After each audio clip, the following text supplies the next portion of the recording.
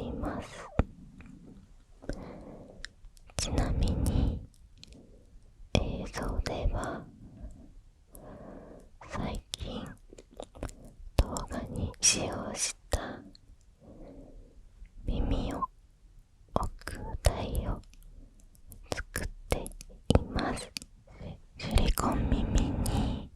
ベビーパウダーをつけているので台が白くなっちゃっていますね。この映像を撮影後に見て思ったんですけど、私はね、ゆっくり動こうっていう風に意識しないと動きがせかせかしちゃうみたいですね。この映像を撮影後に確認したら 1.5 倍速かなって一瞬思っちゃいました。だから少し映像の速さを遅くしています。それでね、自分の行動を振り返るとダラダラするかせかせか動くかのどちらかだなと気づきました。以前受けた車の運転適正検査でも行動が少し早いっていう風に出ました。判断と動作が少しアンバランスなようです。料理しててもね、よくこぼしたりするのはそういうことなんだなと納得しましたね。もうね、もったいないので気をつけようとは思っています。こんな感じですごくどうでもいい話をねさせていただきます。私の声で眠たくなっていただけると嬉しいです。最近動画を見始めたよっていう方もいらっしゃるかもしれないので、ここで少し自己紹介をしますね。私の名前はスモモと言います。血液型は AB 型で身長は161センチ。現在の仕事は事務をしています。西日本に住んでいます。そんな私は音声録音日の前日に竹に住むいとこに会いに行きました。そして先月生まれた赤ちゃんを抱っこさせてもらいました。その時赤ちゃんを守りたいなだったり、赤ちゃんの小さな手がちゃんと動いていることに感動したり、いろいろな刺激をもらいました。それ以外にもいろいろ頭の中で考えてちょっと長くなってしまうのでその部分は処りますが、結果好きな四字熟語が聖人君子になりました。今まで好きな四字熟語がなかったんですが、この年にしてね舞い降りてきました。次は自分が SNS 依存気味である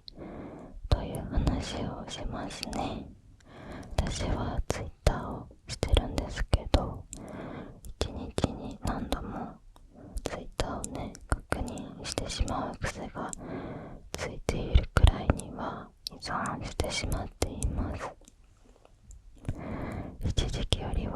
話になったんですけどね。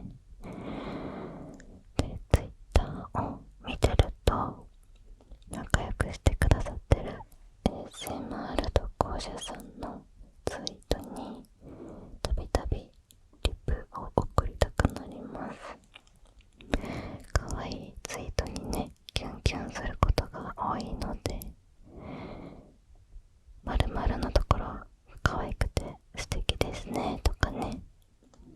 送りたくなりますね。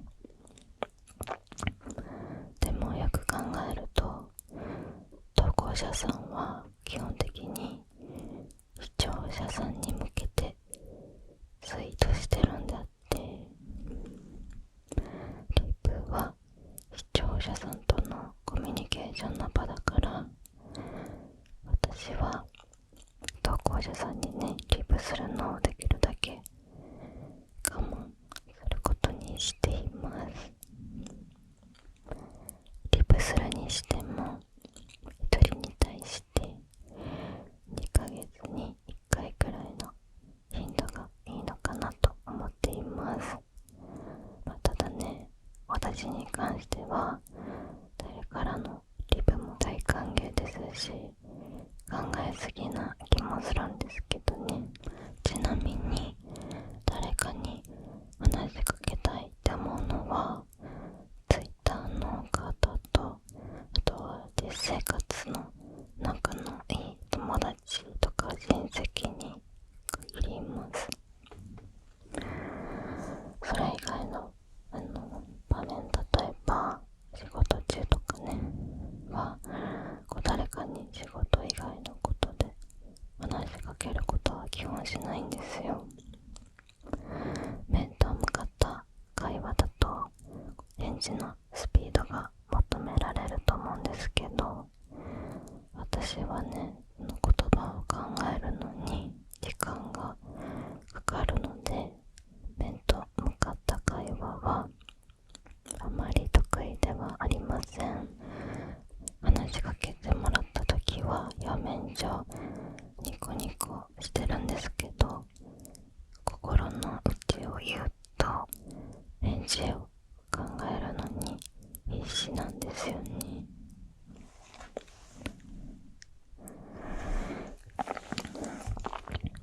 学生の時は人とうまく関われないっていうのにすごくコンプレックスを持っていて、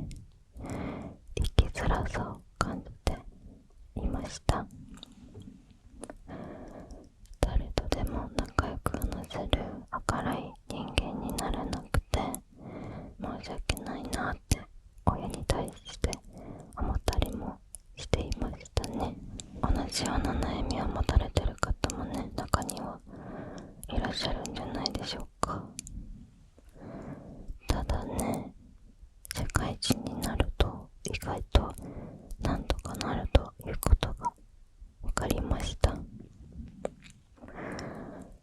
学生の時の雑談みたいなのは苦手なんですけど、話す内容が決まってる時、例えば仕事の相談とかはね、意外と話せるんですよね。周りも大人ばっかりだから、あの人はおとなしい人なんだなって理解してくれるし、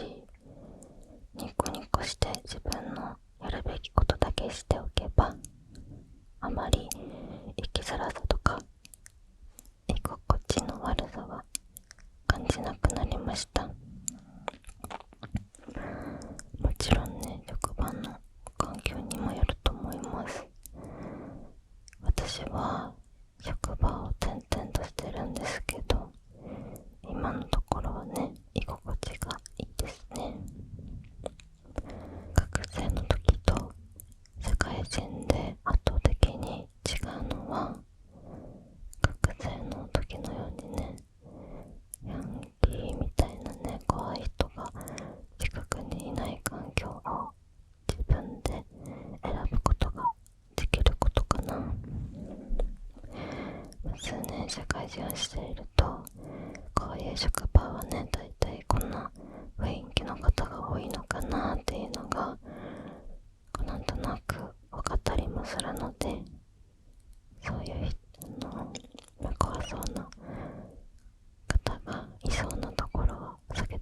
ますね。